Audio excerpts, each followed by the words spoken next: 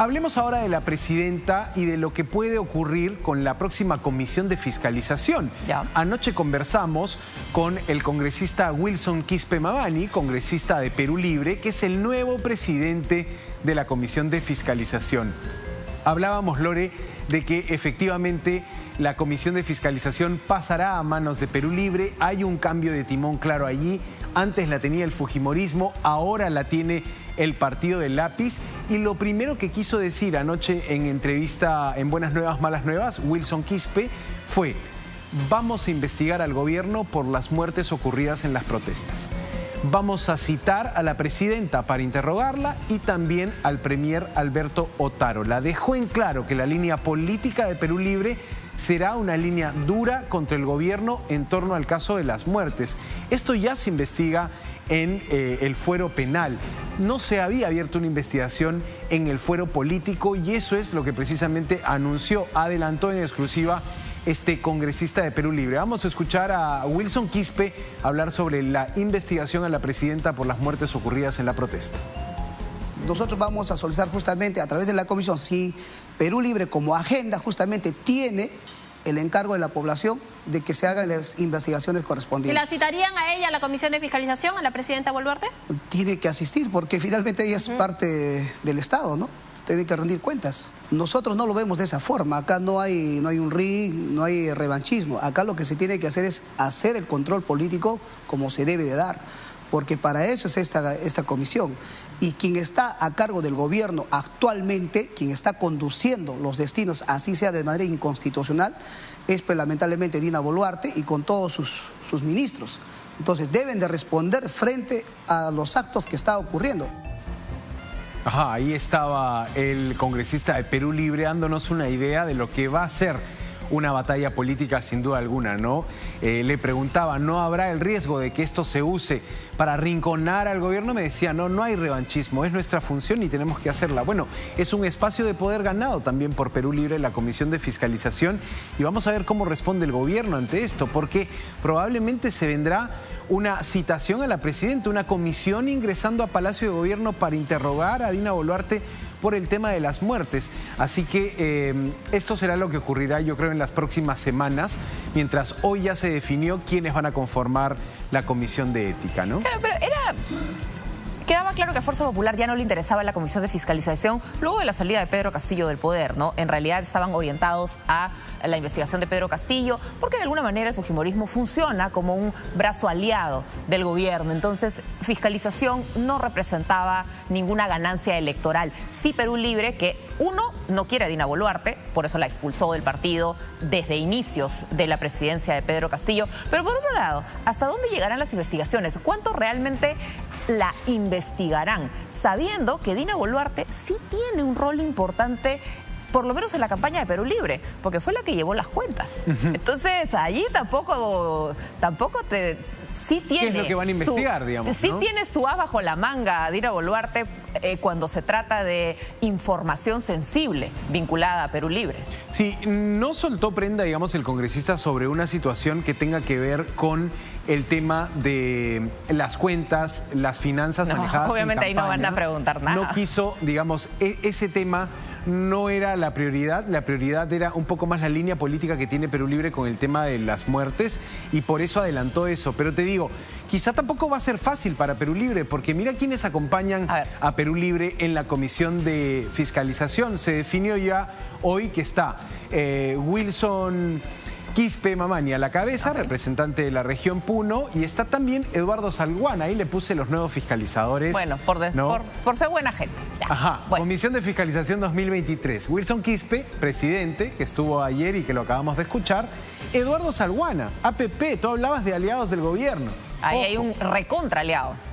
Y finalmente Somos Perú, con Héctor Valer, que ¿no? también de alguna manera es aliado, ¿no? También votó desde el inicio por la mesa directiva. Entonces, si bien Perú Libre está en esa mesa directiva, es como que le han dado una comisión importante, porque la comisión de fiscalización es muy importante, pero al final del día, más allá de los informes que logre la comisión, esos deben ser aprobados en el Pleno.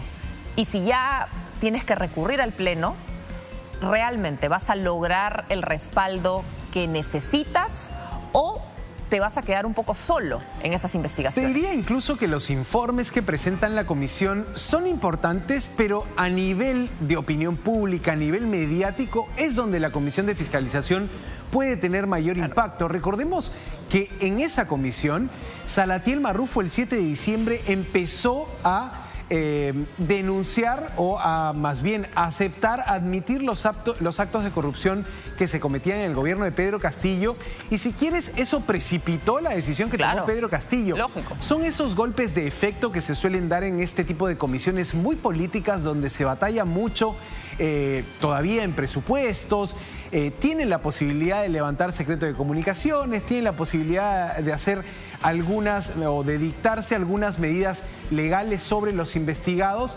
pero ojo, aquí suele importar más la propia sesión, el momento de la interrogación. Los informes tienen más, si quieres, este rol de ser un formalismo, ¿no? Claro. Porque finalmente estas investigaciones con consecuencias legales y penales están en el fuero judicial, están en Fiscalía y Poder Judicial. En el Congreso más se da la batalla política. Y Perú Libre necesita desmarcarse de la idea de que ellos son gobierno.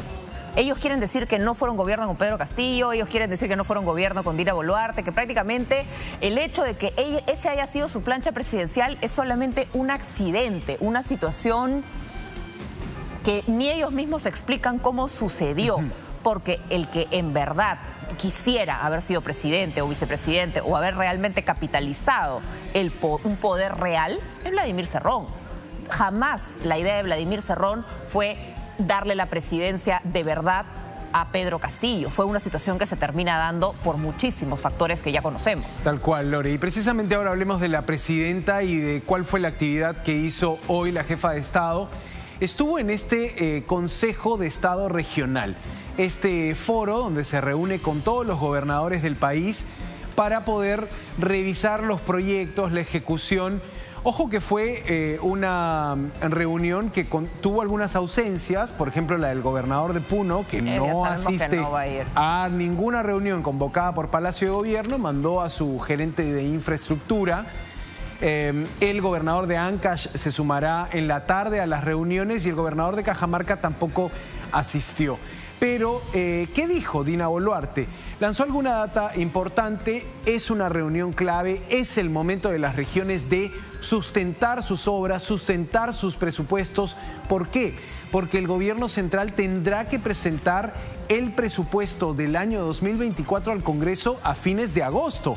Ese tiene que ser aprobado para noviembre, pero atención, es un momento donde los gobernadores van con sus expedientes, van con sus obras y le dicen, prioriza mi obra. Es el caso de Piura, por ejemplo, que está buscando presupuesto para un hospital de alta complejidad en esa región.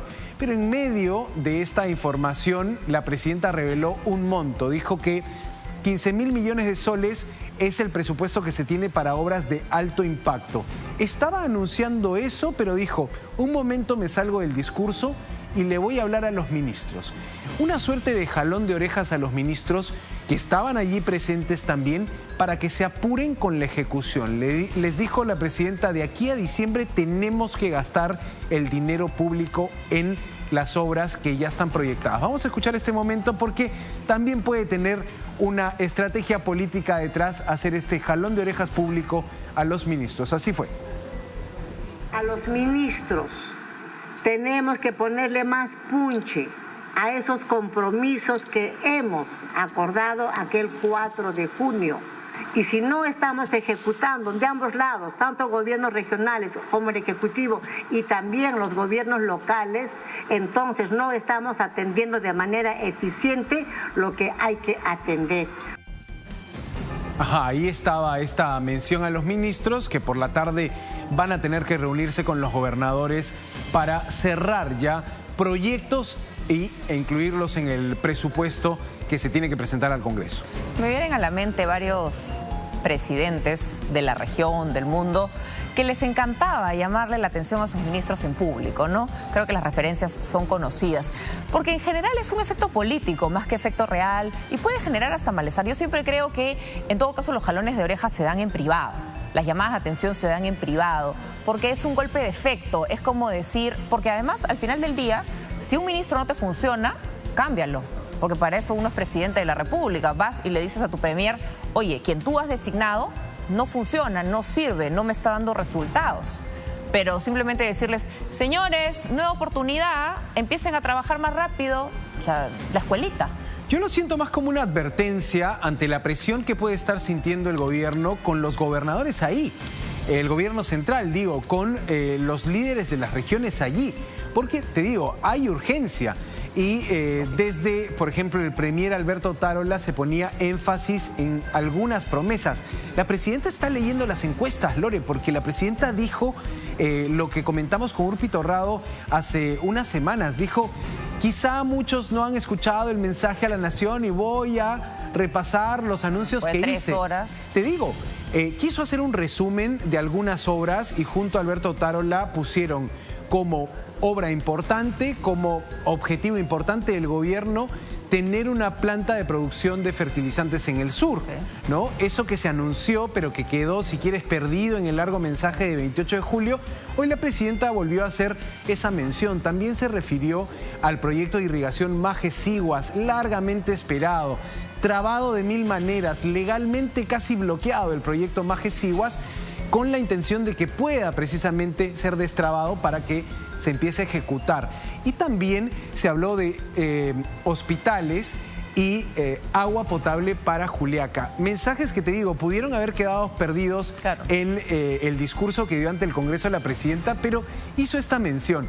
Quizá muchos compatriotas no siguieron mi mensaje, algo que viene de las encuestas, porque en la encuesta lo que se evidenciaba era que una porción muy menor del país había prestado atención al mensaje de Dina Boluarte en 28 de julio, ¿no? Es imposible prestarle atención a un mensaje de 3 horas, termina siendo largo, gaseoso. Fue un golpe no de efecto, sino todo lo contrario, porque era, como tú bien dices, imposible seguir la cantidad de anuncios, de cifras, de datos que se buscaban ofrecer, y es imposible luego presentárselo a la gente de una manera resumida. ¿Qué priorizas? ¿Qué mencionas? ¿Qué omites? Y yo creo que eso obviamente le está pasando factura, porque además tiene ahora que sustentar todo eso que quiere hacer. Por lo menos en el presupuesto del próximo año tiene que entrar buena parte. Tiene que entrar todo lo que anunció, y este presupuesto será elevado a la comisión del Congreso, y en la comisión, recordemos, ahora la preside Somos Perú. Es el grupo político que tiene esa importante comisión, y precisamente allí también se da una etapa. Una vez que el Congreso recibe el presupuesto que le envía a Palacio, hay una etapa de conversación, de negociación, para ver qué proyectos quedan, qué otros proyectos se añaden, cuáles entran a último minuto. Es todo el manejo del dinero público, pero importa saber que por lo menos hay algunos gobernadores que están exigiendo plata para sus regiones. La idea también es que ejecuten la plata que ya tienen en las cuentas de banco de estas instituciones regionales, ¿no? De los gobiernos regionales. Habíamos hecho una encuesta que hablaba más que de política, hablaba de economía. ¿Cómo la gente percibía la situación en los mercados de su barrio? Aquellos que van a comprar en su paradita, porque no necesariamente la gente dice, no, pero si van al mayorista el precio es más bajo. Ya, pero todo el mundo no puede ir al mayorista, pues la gente va al mercado del barrio. Ahí está la pregunta. Han subido los precios en el mercado de tu barrio. Increíble, la mayoría, pero abrumadora. Sí, 98%, no 2%. Mira, hay barrios donde las personas compran en bodegas, no necesariamente en mercados. Claro, en la paradita de tu barrio, donde han juntado sus frutas, sus verduras, esas más pedidas.